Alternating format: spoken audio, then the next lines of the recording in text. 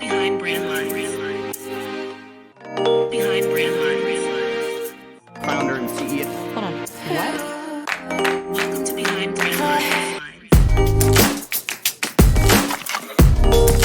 Behind brand lines.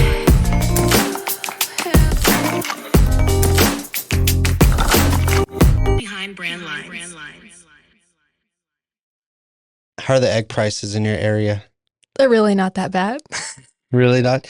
Are you still getting eggs from your parents? Okay, so my mom and dad have chickens, Lucy and Hilda.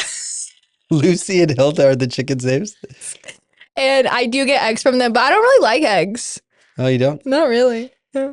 Yeah, well, egg prices are going up, but I think there's like just a shortage. I think like the US is working on buying like I heard like a crazy number, like 70 million eggs from from other countries where they're not having the shortage.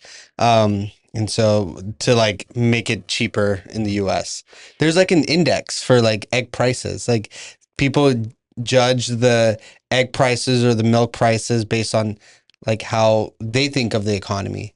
But anyways, the reason why I'm asking about eggs is because today we're talking about inventory, and it's a very, very important part of the business that we're all in, and really what we've done some good research, and we've really narrowed it down to the 5 tips for buying inventory that actually sells. All right, so let's go ahead and get started. So we are going to do the 5 tips for buying inventory that actually sells. These are 5 essential tips that really are going to help boutiques maximize profits and minimize waste. The worst thing that a boutique hates with inventory is something they got really excited about and then it just didn't sell for them, or whatever. I mean, or things that used to sell really well for them and all of a sudden is not selling well for them. So we've kind of narrowed it down to 5 cool tips. I'm going to go ahead and go with the first one. So we all know about the 80-20 rule for customers. Do you know about the 80-20 rule for customers? I do. Okay, so 20% of your customers bring 80% of your revenue, and then 80% of your customers bring 20% of your revenue. Well, there's an 80-20 rule for inventory selection as well. So 80% of your inventory should be proven bestsellers. And these are styles and items and categories that people come to you for, right? And then 20% of your inventory should be your go have some fun, experiment, try something new, categories that maybe you didn't try before. And this is where you just, you be the boutique owner that you want to be. And you just you just experiment. So why is this strategy really important? It really ensures steady sales. You don't want to go all in on experimental for obvious reasons, because customers don't know you for that, for maybe some of those things, but you also want to be able to have those opportunities to grab new customers, right? So that's why this 80-20 gives you a good balance between the two. So let's talk about an example. We have a really good friend and a boutique owner. People know her for basics. Mm-hmm. And who'd you say it was? Angle Lane? Angle Lane Boutique. Yeah, great boutique. People know her for basics. Well, 80%, maybe even more, she's buying basics. People come to her for that. She understands it. And that's what she really caters. Now, 20% of the time, she is buying some of those experimental things, some of the seasonal items, some of the things that maybe that just to kind of entice her buyers with something different and fresh. Another way to think about it is how Lululemon does it, right? You don't go to Lululemon for bags or backpacks or maybe even shoes, right? You go there for athleisure apparel. But Lululemon does experiment with bags and backpacks and shoes, right? Just 20% of the time. You go in there, majority of the stuff is apparel. So that's kind of the 80-20 rule for inventory selection. I actually went to Lululemon yesterday to look at backpacks, but so that's awkward. I heard they had a really good backpack and I wanted to go see for myself. But the next thing that we're going to kind of talk about is you got to use your data over your gut feelings. I feel like that is super, super important. The first thing that came to my mind and Adil's mind when we were looking at this was we see people all the time at market. Well, they'll bring their mom and their sister, and it's super fun. It's a great experience, but sometimes their loved ones will kind of sway their buying decisions, and they're using their emotions more than they're using the actual cold hard facts of the data. So someone might say, I love that polka dot blouse. Maybe the blouse is super long, and the buyer's like, well, my customers, they don't like the tunic style. They're not going to buy that. But their mom really wants them to buy it because she wants it. So that's just kind of an example before I kind of dive deep into it. But that was like the first thing that came to our mind. You need to track yourself, sell-through rates, your return rates. Customer feedback is huge. Your customers are the reason why you're going to market. That's why you're buying. That is your whole business. So really getting their feedback, seeing what they actually buy and what they love and what they spend their money on makes a huge difference in your buying decisions. Using POS reports, heat maps, and online analytics to really understand what styles you need to buy, down to the colors, the fabrics, the fits.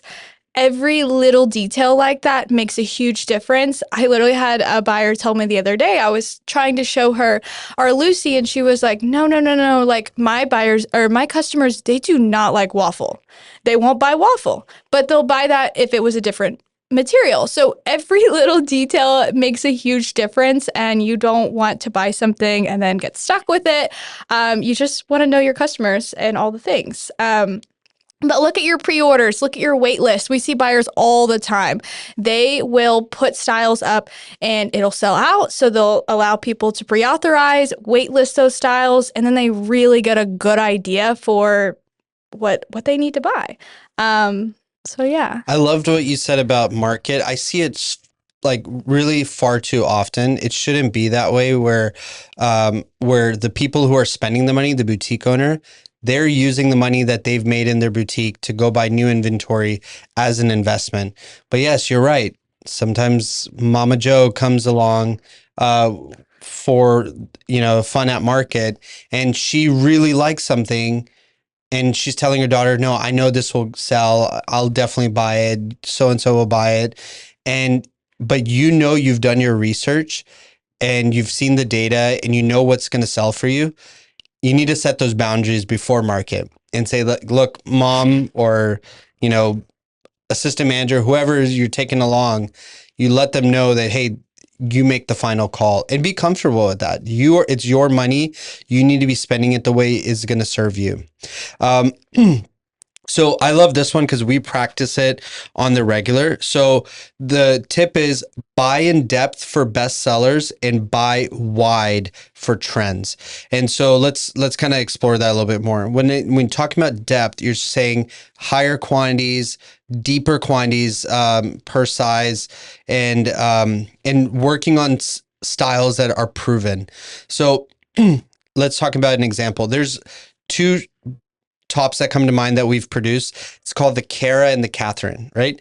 The Cara is this like 4-way stretch polo type look. And then the Catherines are button up, chiffon button up. We can probably have 100 colors of each and it still wouldn't be enough because people are buying not only in depth and deep quantities on those, but they're buying every color. So that's what it means by depth. You're buying all the colors and you're going deeper on the quantities because they're proven.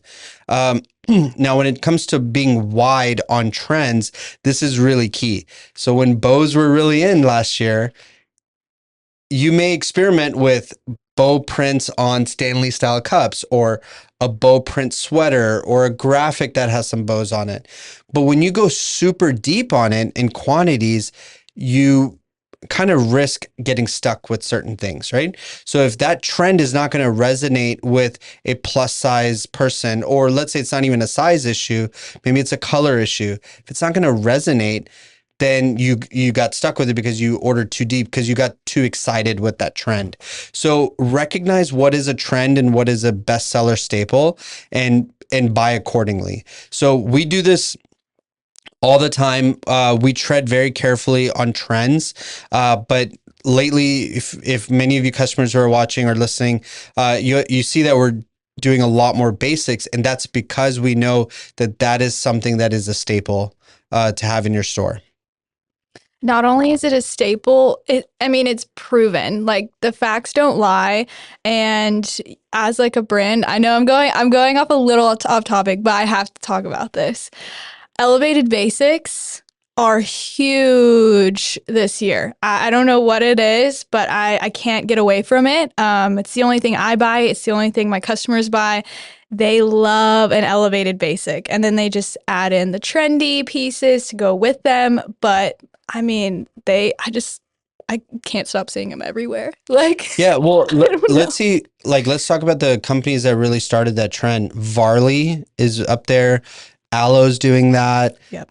You have, what other ones are we, every big brand out there right now has elevated basics. Every big brand. And even if it's like, for example, Park. So Park, they're known for their sweatshirts, of course, but they also carry other clothing. And if you go and you look at it, 99% of it is elevated basics.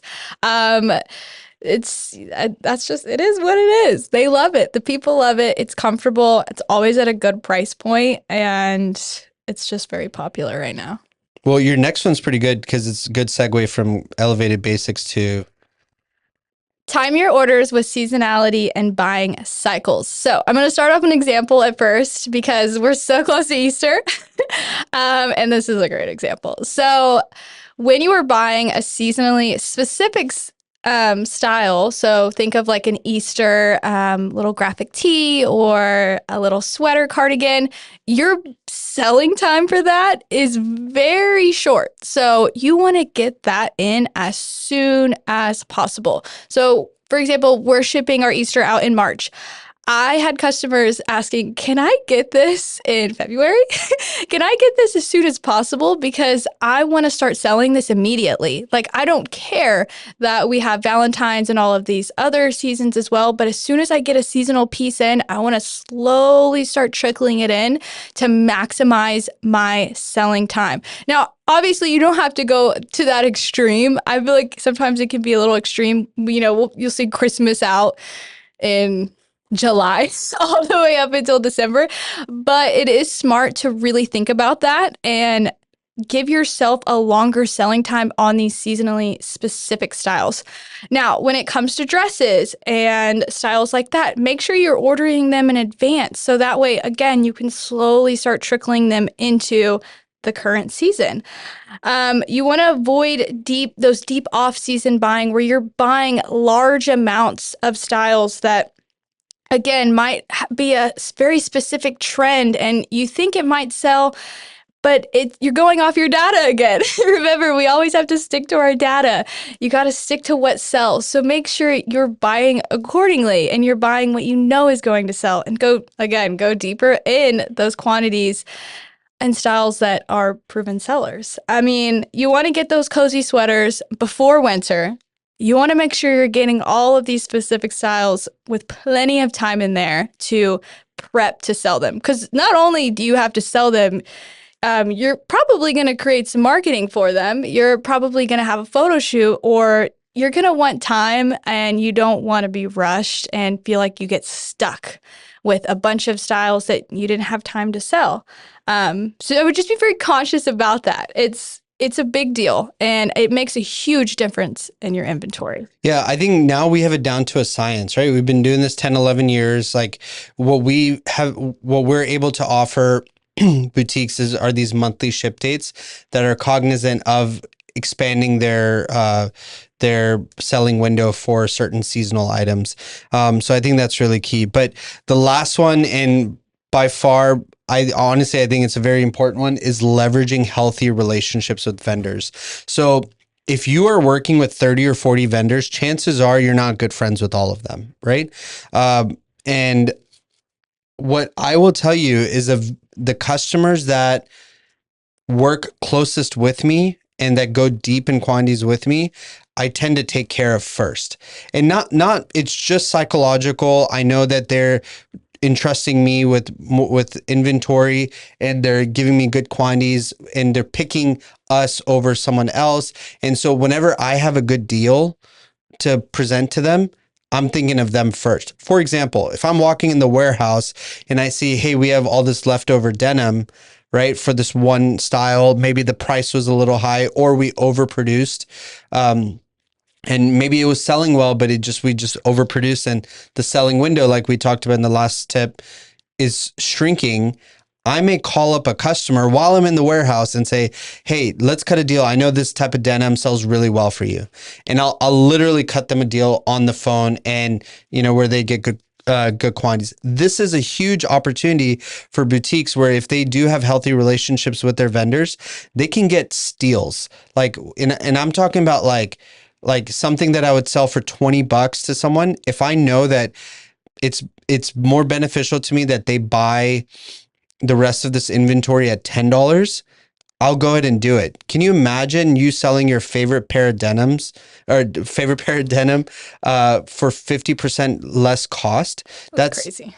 And not that I'm making money at that $10, but I'm trying to think of, hey, I need to make room in my warehouse for the rest. And my loss is her gain and whatever, but I'm not going to put this in our Facebook group, or I'm not going to put this in, not that I don't love those customers, but I'm leveraging the healthiest relationship, right? As a brand. Now, as a boutique owner, you should do the same, is leverage those healthy relationships. So if you are buying boho, as an example, if you're more of a boho boutique, you probably don't need 30 or 40 vendors for boho stuff. If you are saying that I'm just going to focus on 3 or 4 vendors and buy deeper with them, they will take good care of you on the back end. So that's where I really think leveraging healthy relationships is a really good one. But I think those are the 5. That went by quick. Yeah, that did. Which one was your favorite? My favorite, honestly, is the buying in depth for bestsellers and then buying wide for trends. I know that was one of the ones I said, but I still stand by that. We've learned our lesson on that as designers too. Yeah, mine's the 80-20 rule. Funny story, I actually learned about the 80-20 rule from a customer. She told me about it, and I was fresh into the wholesale industry, and she explained it to me, and I loved it. I use it now all the time. It's so smart. And it really goes back to the last topic. If you have a great relationship with your vendor, your vendors also have a great relationship with you. Like, I learned something from everybody, every single market. It doesn't matter who you are. Yeah, our customers are badasses. So they're amazing. But if you're listening or watching, thank you for your time. We will be posting this pretty soon. And cheers, guys. Bye.